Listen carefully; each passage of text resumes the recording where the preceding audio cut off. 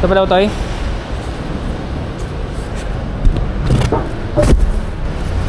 Kala ko sobrang dami, boss eh. Kayang-kaya pala to. Yan mga paps, oh. Puro sauce. Yan mga paps, di na tayo makababa. Dahil ano, siksik tayo dito. Malit lang yung space.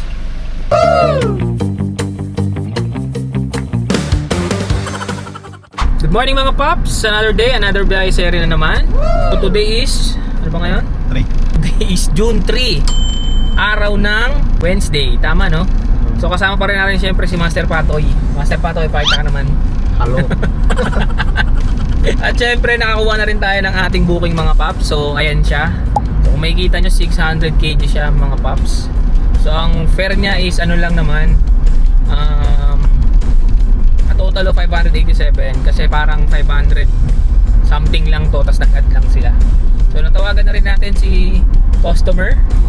Bale ang item daw na to is parang ewan ko, board daw ata, board daw, parang ganun. So malalaman na lang natin yan mamaya. So ang layo lang naman sa atin ng ating pickup location ay 1.8 kilometers. So dito lang yung banda sa may Visayas Avenue, dito sa may Diliman, Quezon City. So time check pala mga paps, it's already 9:48 in the morning. So ang aga namin no.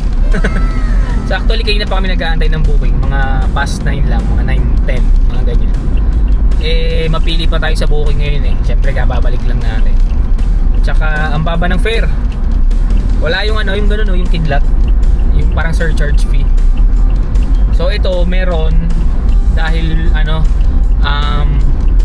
parang nag-add lang siya ganyan. Tapos ang drop off lang ito is dyan lang sa may Malabon. So pwede na rin no. Tsaka syempre gusto nga natin ipakita palagi yung 600 kg na category.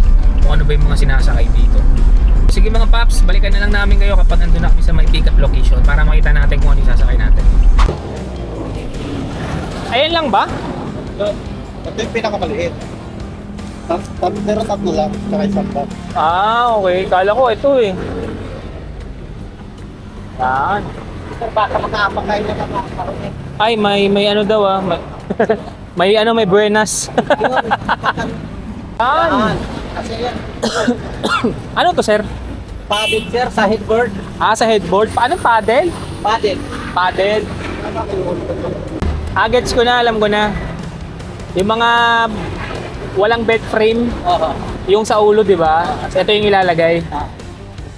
Ito lang ba, sir? Meron pa bang kasama? Isang ganito rin na mahaba. Hindi. Box lang.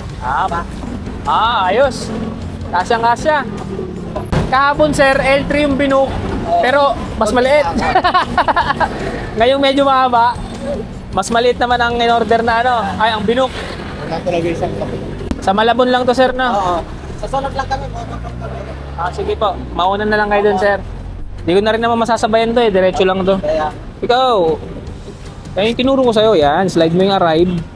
Tapos add photos. Training natin to sa training. Ano, use. Confirm. nag-vlog din kayo sir. Yes, sir. Oh, sir. Ano na, libangan lang, sir. Ayan. Sige, sir. Salamat, ha. Doon na lang po tayo magkita. So, yun mga paps. Bali na pick up na namin yung dito sa may Visayas Avenue. So, may part na to ng Project 6 eh. So, may kita nyo mga paps, na puno kami. Actually, hindi yan punong-puno. Mahaba lang talaga yung yung item. Kala nga ni Master Patoy, hindi nakakasya. Kasi nga mahaba. Pero nung pagkita ko naman kanina, kasya naman. Kasi naman siya eh, akala ko nga nung una mga kahoy-kahoy kasi banggit sa akin parang board frame yung pala, to yung paddle. Ito yung itong item na to, yan yung nilalagay sa kama. Alam niyo yung kama na walang, yung ganito, yung sandalan. Ito dinidikit sa pader para kahit sumandal yung tao, malambot pa rin siya, kumbaga komportable pa rin. Headboard. Ano tawag daw to? Headboard. Headboard. Yan. Ang layo sa atin mga paps, base kay Google Map, ay 17 kilometers lang naman to. So 40 minutes lang daw to mahigit. Nandun na daw tayo. So habang on the way tayo dyan mga paps sa ating drop off location, may mga nagtanong na naman kasi sa atin na na subscriber natin. So try nating sagutin. Tsaka ang dami nagabang sa videos natin mga paps. Kasi ang taas kagad ng views niya. Kakaano lang natin, kumbaga kaka-upload lang sa daming comment. Para sa akin marami na yun ha, pag sa mga sikat dyan. Baka sabihin, OA ako masyado. Pero para sa akin, syempre, marami na yun.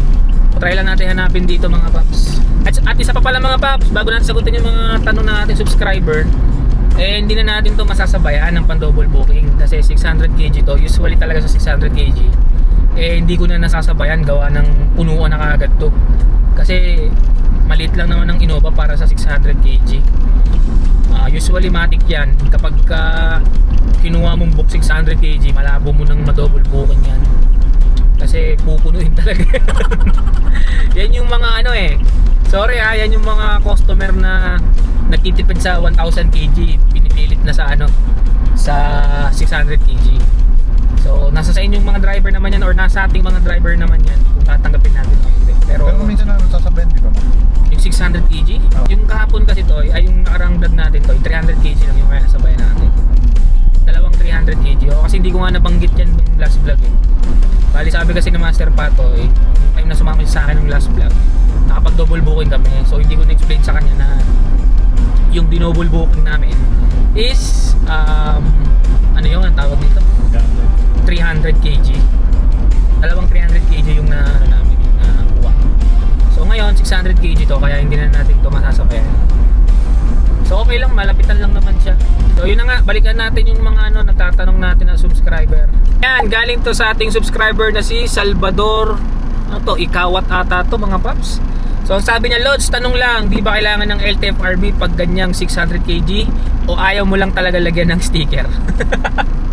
So sige mga paps, sagutin natin yan. Base sa kaalaman ko mga paps, ang nagkakaroon lang ng ano, ang ibig niya kasabihin kasi dito yung prangkisa, yung sa galing sa LTFRB. Yung kailangan talaga na bago ka makabiyahe, meron kang prangkisa sa LTFRB is yung mga 1000 kg pataas. Yun yung mga ano, FB, yung mga L3.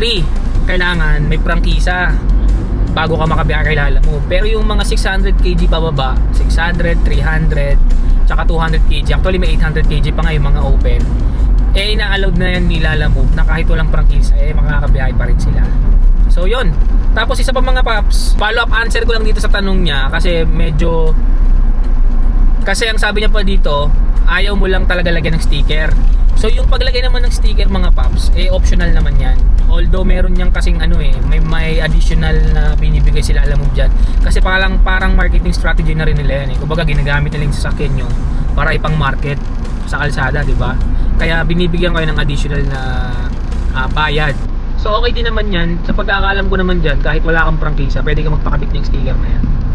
So shoutout ulit sa iyo Pap, Salvador Ikawat. So sana nasagot ko yung tanong mo at mag-iingat ka palagi.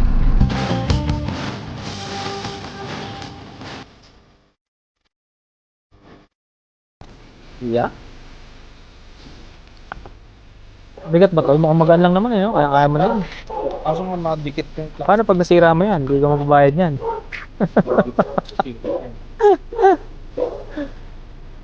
Hi sir. Kakarating nyo lang rin boss? Oo. Sakto lang, no? Sakto lang pala. 587 lang ma'am. Picturean ko lang boss ah. Sige po. Yung ano, Ayan. Okay ma'am, salamat po. thank you rin ha. Salamat po. Boss, thank you. So yun mga paps, na-drop off na rin natin yung mga ano yun, parang ano yun? Ano nga ulit yun? frame. Bed frame. So time check mga paps, is already 10:54. So habang binababa namin ni Master Patoy, actually siya lang pala nagbababa.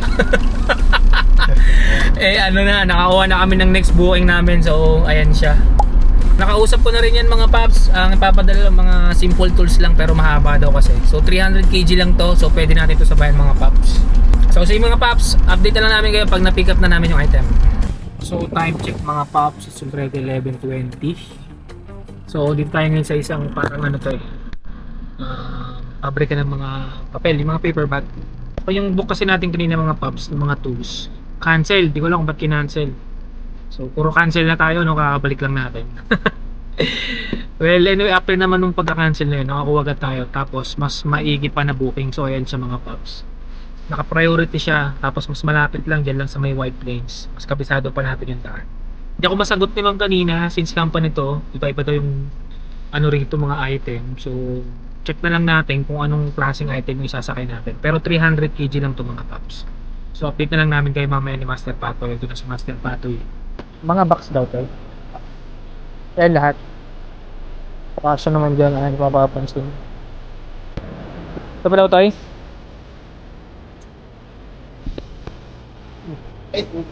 Yan pa ganyan. Kasha. Itong isa-isa talaga to? Oo. Yan. Yan lang.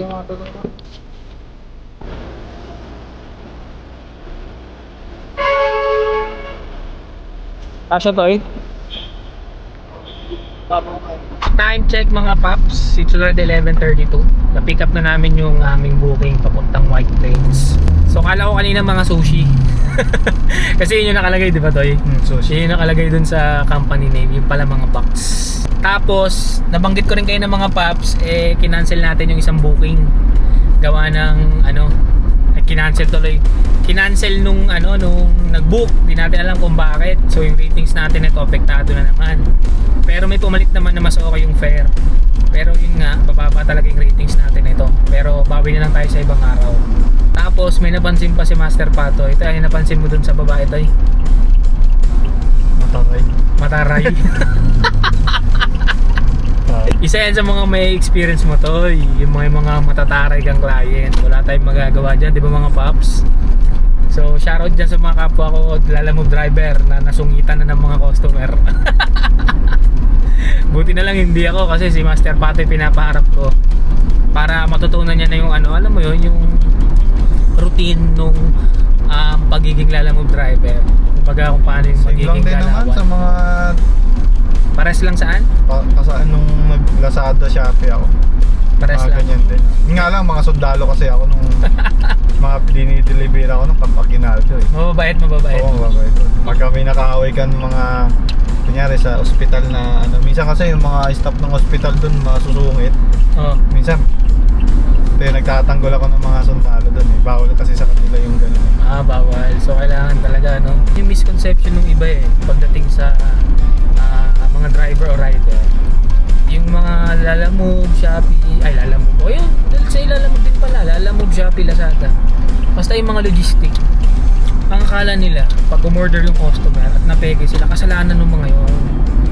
Which is hindi po. Kasi ang trabaho lang naman po ng logistic is i-deliver sa inyo yung mga item na in-order ninyo. Kumbaga third party lang po ang mga logistic company. Diba?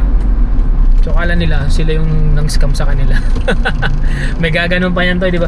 Ba't di mo chinek nung kinuha mo yung item? Di ba hindi naman pwede yun? Hindi, bawal. Oo, bawal yun. Kasi nga, nasa rules and regulation niya ng mga Saka logistic. magtaka na sila kapag Bawal pakialamanan yung mga item. Pagbukas yung item, huwag na nilang i-receive talaga. Oo. Anyway, yan yung isa sa mga may experience natin or mo, Master Patoy, kasi nga hindi mo maiwasan dyan. Siyempre, yung iba dyan gutom na.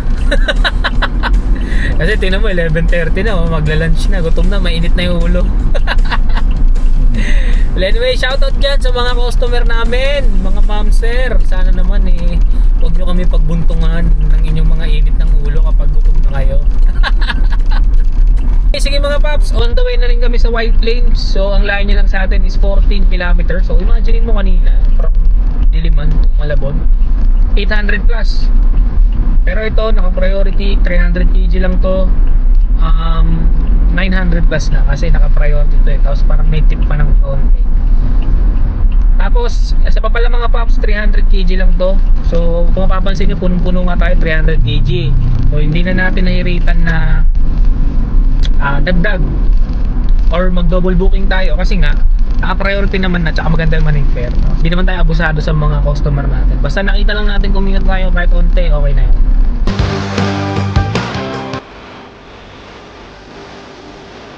So yan, ito yung mga box. Dito ko sa may White Plains, sayang Totaro Sushi. Okay, dito lang siya sa may bungat ng White Plains. Ay, box lang sa sushi. Hindi. Kala ko nga kanina, yung book kasi nakalagay sushi, kala ko pagkain. Kaya pina-confirm namin dun sa company. So time check mga paps, it's already 1 PM na po. Di na kami nakapag-video kanina kasi gutom na kami mga paps. Dumiretso kain na rin kami. Pinakita na lang namin kung paano namin binaba yung yung mga item. So ngayon mga paps, habang kumakain kami, nakakuha na rin kami ng ating next booking. Medyo sinisipag tayo ngayon. So yan siya mga paps, Plaridel, Bulacan. Tapos 600 kg rin siya, kaya hindi na rin natin sasabayan. Tapos yung item daw na to is mga galon na may lamang sauce. So 95 pieces mga paps. So malalaman natin mamaya kung kakasya siya. Pero base kay Master Pato, ang ating eksperto. Ang ating eksperto sa pahinante. Kasya daw yan kasi mga maliliit lang naman daw yan. Pero let's see mga paps, i-update na lang namin kayo mamaya. 100 pieces no, sabi nga sa akin 95 lang eh. 95 lang yan. 33, 31, 31. Okay, kasya yan. lang yan. Kaya yung kasya yan. Yakang-yaka yan boss. Ano nga yung sinampa natin dito Toy? Punong-puno. Tsaka yung mga damit no? Mga tela. Gaano ba yung kabigat to sir? Isang ganito? 4.2 na lang to eh. 4.2. Makapamasyal man lang tayo. Ano to boss pag dideliveran namin? Ano to? Tindahan o warehouse din? Okay, sige. Wala na, di na rin namin masasabayan to eh. Diretso na to. Bahala na si Ma'am kung bibigyan tayong tip. Kaso company, usually pag company wala. Pero okay lang. Basta masaya. Kala ko sobrang dami boss eh. Kayang-kaya pala to. Yan mga paps oh. Puro sauce. Kulang pa boss? Kulang pa, dagdagan natin. Kaya na boss, nagdalawang isip kami kung dadaanan namin eh. Kasi kala namin, sabi pa lang 95 na galon, parang nakakaano na agad na hindi magkasya eh. Buti na lang, natanong niya kung gaano kalaki. Mga ano yan? Sauce pala. 5 isang set lang. Oo. Patong pa. So yun mga paps, time check, it's already 1:26. Na-pick up na namin yung booking dito sa may Pittsburgh. So on the way na kami ngayon sa may Plaridel, no? Malayo-layo pa tong biyahe namin, no? So nakita niyo naman mga paps kung gaano karami. Kanina nagdalawang isip kami na na kunin, gawa ng pagbanggit pa lang sa amin 95 na galon. Syempre Innova lang dala natin mga paps. Pero dahil veterano si Master Patoy, alam niya na nakakasya. Pero ang bigat namin mga paps, ramdam ko. So dadaan muna kami, magpapadiesel muna kami, tapos papahangin din kami ng gulong para safe yung ating pagdadrive papunta ng Plaridel. At sana naman mga paps sa pag-drop namin ito mamaya makakuha pa kami ng pabalik. Kahit yung alam mo yun, yung sakto na sa amin sa Diliman na. Masyado na kami pinagpala noon mga paps. Sa Tolfi. So yun pa pala mga paps, meron ding nagtanong sa atin na subscriber natin kasi nung sa last vlog natin dumaan tayo ng NLEX, yung papunta tayo ng Santa Maria, Bulacan. Tinanong niya kung ano yung tinanong sa atin Toy? Kung paano yung sa Tolfi. Ayun, kung paano daw yung sa toll fee. So alam Kasama naman na to ng nakararami, pero kasama na daw dun sa booking. so sabihin na lang natin, sagutin na lang rin natin para sa mga newbie natin na kapwa Lalamove driver. So yung mga toll fee po na ginagamit natin, kailangan po yan itawag natin sa nagbook. Okay? Or sa drop off, yung magbabayad po ng payment sa atin. Para lang maiwasan natin yung aberya. Kasi may nangyari na sa akin yan before na nagulat siya na may toll fee palang babayaran. Nakakala niya kasama na dun sa babayaran niyang rate dito sa Lalamove. Buti na lang tinawagan natin siya mga paps. At mabait naman kausap si ma'am. Kaya binayaran din naman niya or ni-reimburse natin yung toll fee. So yun naman ang importante mga paps, no, yung communication nyo or yung coordination nyo dun sa mga customer natin. Kasi minsan dyan nagkakaroon ng problema, alam mo yun, yung nagkakagulatan na may babayaran yung customer. So mabuti nang maagap mga paps, yung nandun ka pa lang sa pick up location, i-inform mo na si customer na merong babayaran or merong for reimbursement na toll fee. So yun lang mga paps, update na lang namin kayo mamaya kapag na-drop off na namin tong booking na to kasi binigyan rin niya tayo ng oras na before 4:30 PM daw sana ma-deliver na natin. So hindi naman na natin to masasabayan dahil 600 kg tong book na to. Nakita nyo naman, although may space pa naman, no? Actually kaya pa to ng 300 kg pero mabigat na, baka makawawa naman si Roberto natin. So hindi naman natin siya inaabuso. Alaga mga paps, kung dito tayo ng kaunti, pwede na sa atin yan. Ipag-pray na lang natin na mamaya pag sa pabalik makakuha pa tayo ng booking.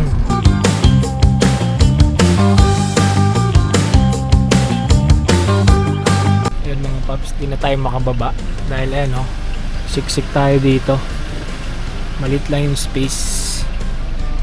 Master Patoy, okay ka pa ba? Problema namin ngayon ni Master Patoy, yung booking namin pa uwi.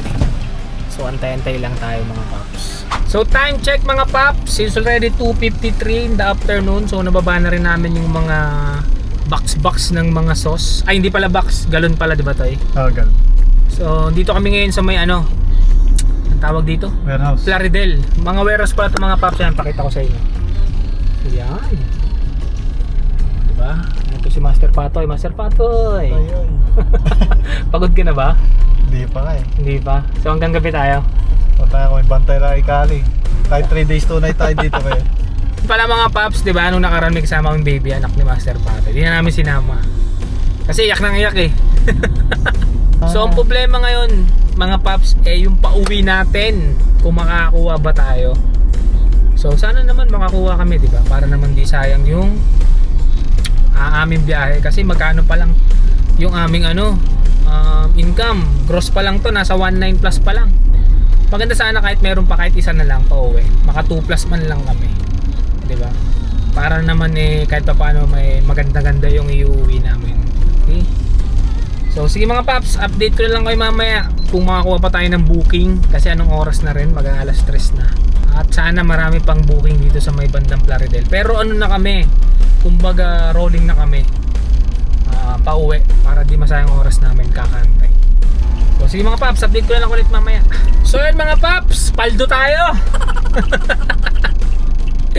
So ganito nangyari mga paps regarding dun sa booking natin kanina sa Giginto sana. So hindi ko na na-videoan gawa ng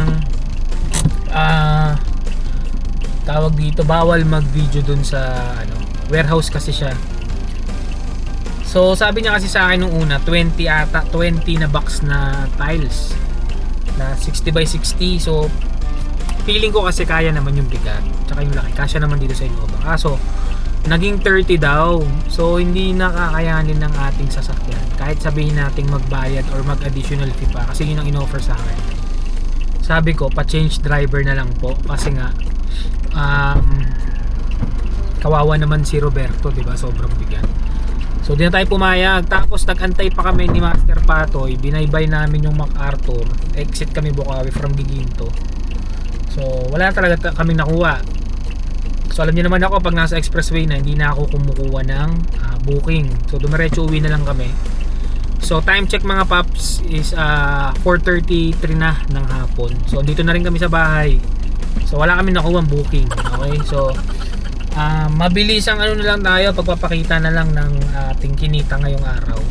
So feeling ko naman almost 2K yung ating kinita base sa chinek ko kanina. Yan. So naka 1,951. So yan lang kinita namin ngayong araw. So nagpagas ako ng 1,000 pero sobra yon. Siguro ang nakonsumo lang namin ngayon mga nasa 700 lang. So meron pa akong 1,250 para lang rin naman kaming namasyal niyan. Subukan ko pa rin makabiyahe bukas pero baka sa Sabado na siguro or Friday. So tingnan lang natin mga paps. So naging masaya naman yung araw namin ngayon at nakapag-enjoy. Medyo masakit lang likod ko kasi mas mahaba yung oras ng biyahe namin ngayon dahil si Master Patoy so mga